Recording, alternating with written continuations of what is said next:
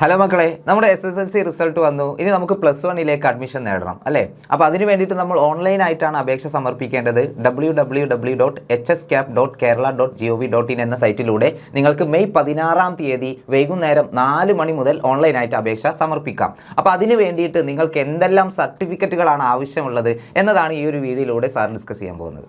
നമ്മുടെ SSLC certificate നമുക്ക് ഒരുപാട് സർട്ടിഫിക്കറ്റുകൾക്ക് തുല്യമായിട്ട് ഉപയോഗിക്കാൻ വേണ്ടി സാധിക്കും. അതായത് നമ്മുടെ കമ്മ്യൂണിറ്റി സർട്ടിഫിക്കറ്റായിട്ടും നേറ്റിവിറ്റി സർട്ടിഫിക്കറ്റായിട്ടും അതുപോലെ അഡ്രസ് പ്രൂഫായിട്ടൊക്കെ നമുക്ക് നമ്മുടെ SSLC സർട്ടിഫിക്കറ്റ് യൂസ് ചെയ്യാൻ വേണ്ടി സാധിക്കും. പക്ഷേ SSLC സർട്ടിഫിക്കറ്റ് നിങ്ങൾക്ക് ലഭ്യമായിട്ടുണ്ടാവില്ല. സ്കൂളുകളിൽ അത് വിതരണം ചെയ്യാനിരിക്കുന്നതേ ഉള്ളൂ.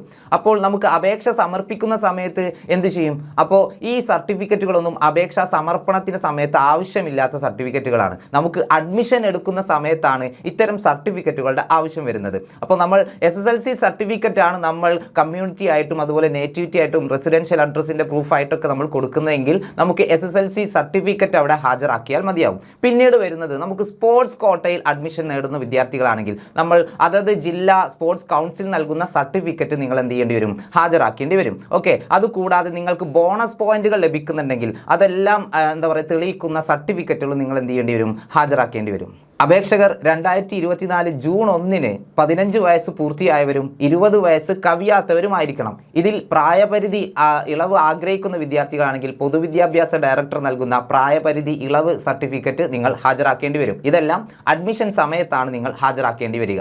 മെയിൻലി നിങ്ങൾക്ക് അപ്ലിക്കേഷൻ സമയത്ത് ഹാജരാക്കേണ്ടുന്ന അല്ലെങ്കിൽ അപ്പോൾ ആവശ്യം വരുന്ന സർട്ടിഫിക്കറ്റ് എന്ന് പറയുന്നത് നിങ്ങളുടെ സ്കൂളുകളിൽ നിന്ന് ലഭിച്ചിട്ടുള്ള ക്ലബ്ബുകളുടെ സർട്ടിഫിക്കറ്റുകളാണ്. ഈ ക്ലബ്ബുകളുടെയൊക്കെ സർട്ടിഫിക്കറ്റ് ഇഷ്യൂ ചെയ്ത ഡേറ്റും അതുപോലെ ആരാണ് ഇഷ്യൂ ചെയ്തത്, ഈ കാര്യങ്ങളെല്ലാം നമുക്ക് അപേക്ഷയിൽ സമർപ്പിക്കേണ്ടതായിട്ടുണ്ട്. അപ്പോൾ നിങ്ങൾ social science club, oratory club, ഡിബേറ്ററി ക്ലബ്ബ് അങ്ങനെയുള്ള ഒരുപാട് ക്ലബ്ബുകളൊക്കെ ഉണ്ടല്ലോ. ആ സർട്ടിഫിക്കറ്റുകളെല്ലാം നിങ്ങൾ ഹൈസ്കൂളിൽ പോയിട്ട് നിങ്ങളുടെ HMൻ്റെ സീല് വാങ്ങി വെക്കുന്നത് നന്നായിരിക്കും. ഓക്കെ, പിന്നെ ശാരീരികമായി വൈകല്യമുള്ള വിദ്യാർത്ഥികളാണെങ്കിൽ 40% കൂടുതൽ വൈകല്യമുണ്ടെന്ന് തെളിയിക്കുന്ന മെഡിക്കൽ സർട്ടിഫിക്കറ്റ് നിങ്ങൾ ഡോക്ടറുടെ ഭാഗത്തു നിന്നും എടുത്തു വെക്കേണ്ടി വരും.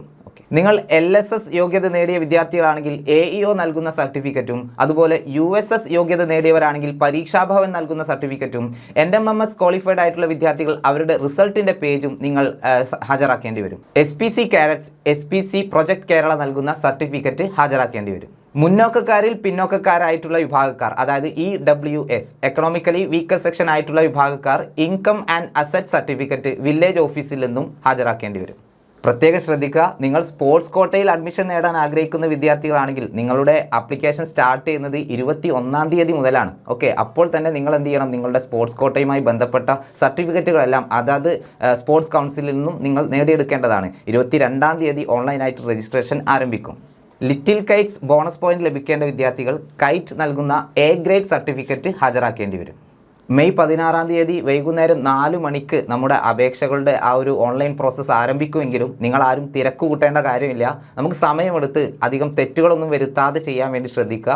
നിങ്ങൾ സർട്ടിഫിക്കറ്റുകളൊക്കെ കൃത്യസമയത്ത് തന്നെ തയ്യാറാക്കി വെക്കുക. നിങ്ങൾ സ്വയം ചെയ്യുന്നവരാണെങ്കിൽ ഡബിൾ ചെക്ക് ചെയ്യണം. ഓക്കെ, നിങ്ങൾ ചിലപ്പോൾ സ്വയം മൊബൈലിൽ ചെയ്യുന്നവരോ അല്ലെങ്കിൽ കമ്പ്യൂട്ടറിൽ ചെയ്യുന്നവരൊക്കെ ആയിരിക്കാം. അല്ലെങ്കിൽ നിങ്ങൾ സ്കൂളുകളിലെ ഹെൽപ്പ് ഡെസ്കുകളോ അല്ലെങ്കിൽ അക്ഷയ സെൻറ്ററുകളിലോ അല്ലെങ്കിൽ ഓൺലൈനായിട്ടുള്ള മറ്റു സേവന കേന്ദ്രങ്ങളിൽ നിന്നൊക്കെ ചെയ്യുന്നവരായിരിക്കാം.